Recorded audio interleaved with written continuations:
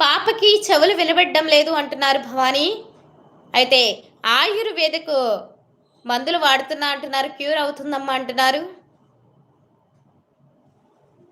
హర హర మహాదేవ.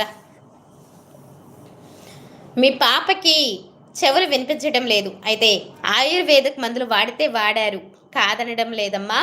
అమ్మవారిని ఆశ్రయించారు కాబట్టి చెప్తున్నాను. అయితే మీ పాపకి ఆయుర్వేదిక్ మందుల కన్నా 11 శుక్రవారాలు పుట్టలో పాలు పోయించి మీ పాపని తీసుకువెళ్ళి చక్కగా పుట్టలో పాలు పోయించి ఆ పుట్టమనుని చెవులకి చక్కగా రాయండి, రాయండి, సరేనా? చక్కగా చెవులకి రాయండి. రాసేటప్పుడు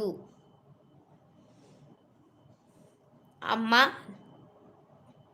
నాగేంద్రాయ నమః, మా పాపకి ఉన్న దోషాలు, చెవి ముక్కుకి సంబంధించిన వ్యాధులు అన్నీ తొలగిపోవాలి చక్కగా అని చెప్పి చక్కగా పుట్టమన్ను తీసి చక్కగా రాయండి. 11 శుక్రవారాలు ఖచ్చితంగా తొందరలోనే మంచి ఫలితం అయితే కలుగుతుందమ్మా. కంగారు పడద్దు, సరేనా?